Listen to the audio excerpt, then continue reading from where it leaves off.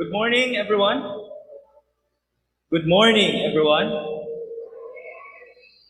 First, I would like to thank Sir Jerry for that very humanizing introduction. It really means a lot to hear those words from your second mamshi, as we call him. Also, I would like to take this opportunity to give thanks to Ma'am Joy Olazo, for inviting me to become your guest speaker for today. Ma'am Joy, are you in attendance? To our campus director, to our distinguished guests, to our faculty and staff, especially to my former teachers, to the parents, and lastly, to our students, or scholars rather. And most importantly, to our graduates, congratulations and a pleasant morning to you all. You know, dear scholars, the confusing thing about recognition, right, is that it's not really about recognition. What really happens is that it's actually an awarding ceremony. I'm not saying that we should change the name, but rather do my part to give justice to it, and to quote unquote recognize as many people as possible in the next few minutes. I am not planning to do that by name, of course. Instead, I am hoping I can reach each and every one of you and get that recognition within yourself by relating to my message and to my story. As you may have noticed in my introduction earlier, the thing about being a guest speaker is that it is a classic marketing stunt. They showcase as many awards, as many achievements as possible. Best in this, best in that, excellence award in this, excellence award in that. The longer the list, the better. They will never tell you the failures. They will never tell you the misses, the setbacks, just to paint the complete picture. So I can share a few of those with you. You know, I wasn't a consistent DL, unlike maybe some of you. Obviously, I wasn't at the top of my high school batch. I mean, I had a great start. First year, first 2 quarters, DL, check. But for some reason, I lost that drive. And then one of those lowest points happened. Way back then, we had this so-called achievement test. I don't think you have this anymore, do you? So, let me explain. All students in the entire Philippine Science High School system take an exam in major subjects like math, science, English, Filipino.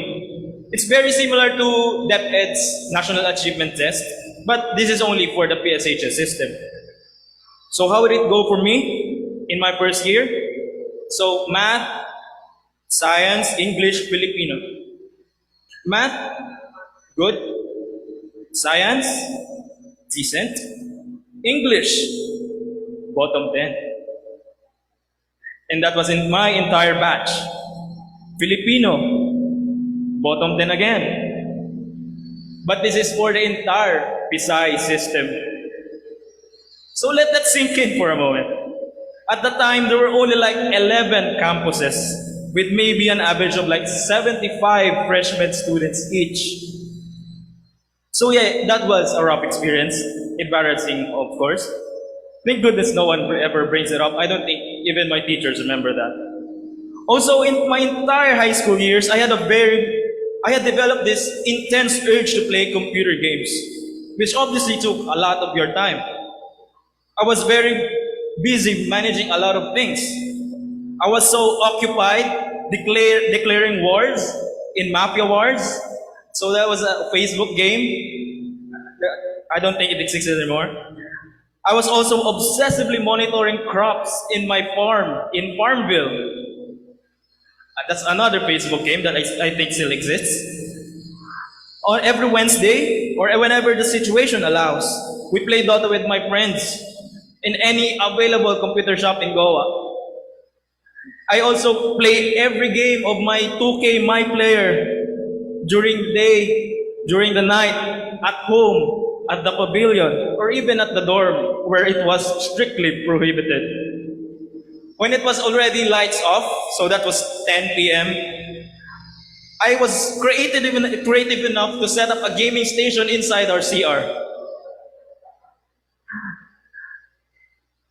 So just before I graduated in Pisay, I realized how bad it's become and decided I don't want to live like this anymore. Similar to your situation right now, on my graduation day, I decided to pour it all on and play as much Dota as possible the night before graduation. So yes, on the day of my graduation, I didn't get sleep. But in exchange, a decision was made 10 years ago, and I never got urged to play again. Also, 10 years ago, ladies and gentlemen, was the last time I've been to our Pisay campus. Obviously, a lot of things have changed since then. Until today, I never got real interaction with my teachers and never got the chance to apologize for being unruly. That's because I wasn't exactly the most behaved student in the classroom. I got threatened a few times to have IRs filed against me. Thank goodness they didn't push through. I got sent out of the classroom a couple of times. I had this amazing collection of dorm offenses, mostly curfews. I pulled disgusting pranks on my batchmates. Thankfully, I can't conjure magic like Loki or Doctor Strange, or it could have been much worse. I mean, I think a lot of us, not just Marvel fans like me, can relate to the Loki film character. Not that we want to invade New York with aliens, but the troubles we cause to the people around us, no matter how small they are. Deep down inside, all these are just because we seek appreciation and attention of others. I think some of you also have watched the Loki Season 1 series. Anyone? Loki Season 1? But if not, that's okay. Because I only want to highlight Episode 1. Interestingly enough, the title of the episode is Glorious Purpose, which sounds very similar to our theme for the day. I mean, what glorious purpose does such a lost cause and a villain like Loki have? To destroy? To conquer? In that same episode, ladies and gentlemen, we got to see why and Loki's why. In episode 1, Loki, while in the so-called time theater, he had the chance to witness with his own eyes all the key spoilers, all the key highlights in his life, or more precisely, in the life of another variant, or that's another version of himself in another timeline. Imagine that for a second. What if you had the chance to see how, when, and where it all ends? How's life ultimate deadline looks like? So in Loki's case, he was utterly terrified as expected, even more terrified when he realized that he couldn't do anything about it despite being a god or an Asgardian. It was his destiny. That sparked the change within his character arc for the rest of the series. This time for the purpose of redemption of his fellow variants or other versions of himself from another timeline. Unfortunately for us, earthly mortals, we do not have such privilege. So we are left to find out that quote-unquote glorious purpose in some way, somehow. It doesn't come easy for us, but it ultimately starts from a simple question. Why? Why do you wake up this morning? Why do you do what you do? Your purpose is the central motivating aim for doing action. For instance, our parents, especially mothers, want us to be healthy social individuals, so they sacrifice their own resources for us. Our teachers want us to be literate and intellectual thinkers of society, so they exercise all the patience in the world. I want to stress this because this quote-unquote glorious purpose helps you form that sense of identity. Who do you think you are at the very core? You know, they say the most powerful combination of words is oddly enough also probably the shortest, and that is I am. Once you're able to grasp your I am blank, it's easier to form a set of core values. And a person with an intact set of core values is a person of integrity. I mean, it's absolutely fine if you're not really sure what that glorious purpose is at this point. It doesn't make you less. It takes time. Personally, being a civil engineer, it's really hard to appreciate the significance of multiple lines of differential equations, integral equations, shown in slides in college. But when you realize what you have to lose as an engineer in a work environment with stakes are on the line, when you see buildings crumbling down because of earthquakes, you will be motivated to understand them, regardless of complexity. You'll naturally find ways to get it done.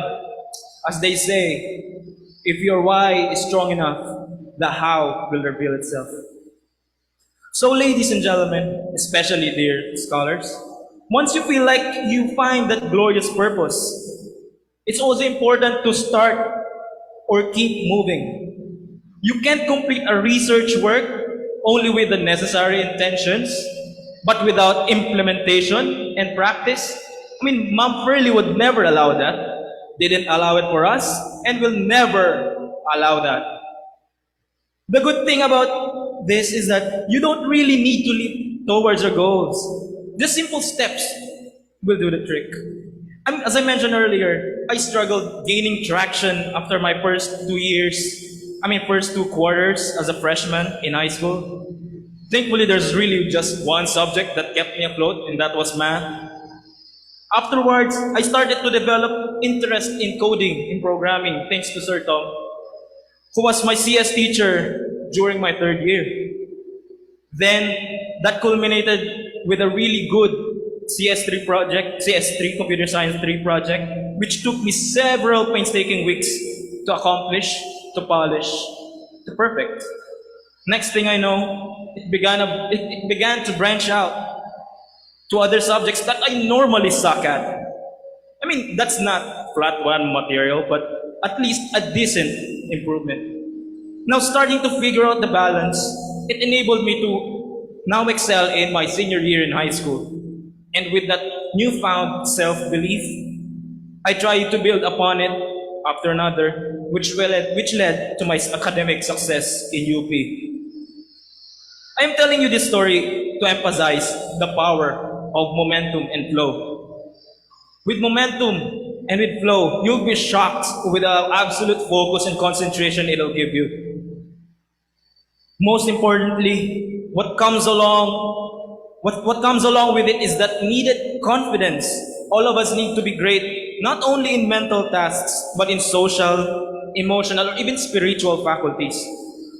This is true excellence, in my opinion. Something that emanates from the integrity within and being able to ace all aspects of life. However, ladies and gentlemen, I would like to warn you that once you're on a roll, you never look back. Because when you do, you'll easily find yourself going back to zero. Complacency and arrogance destroy in seconds the excellence you built in years. A few drops of humility are required to keep that momentum and flow going. To our dear graduates, as you're now transitioning towards college, I would like to warn you that outside the Pisay world, there is a syndrome, there is a disease that is more lethal than COVID. In UP, they call it the Pisay syndrome. So, Pisay syndrome is a type of disease among Pisay alumni that makes them think that they already know the topic well enough. They already know the topic well enough to excel.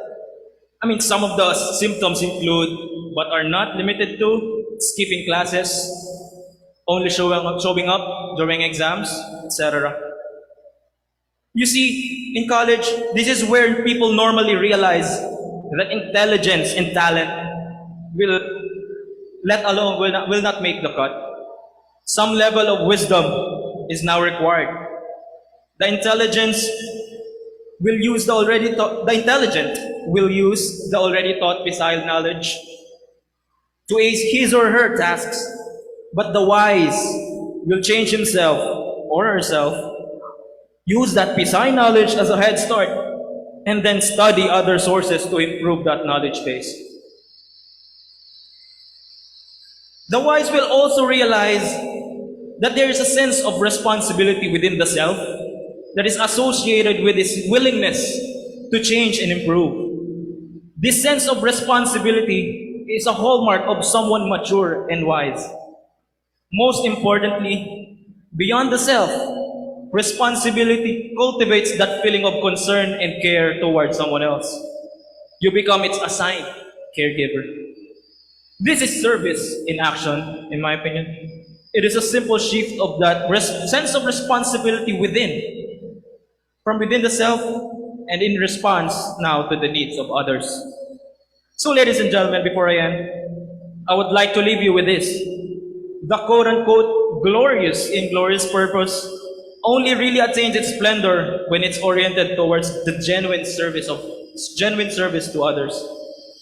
That will take some risks, because not everyone is willing to be served. But that's okay. You're intact. You have integrity. Just keep going. Keep on building on excellence. When you do, you may not ensure the redemption of others, but at least you have done so within yourself. Nevertheless, may God or the universe guide you, especially our dear graduates, in your path through the world, in your fight for the right, and in pursuit, or in your strides rather, towards a glorious thing. Again, congratulations to our dear graduates, and a pleasant morning to everyone. Thank you.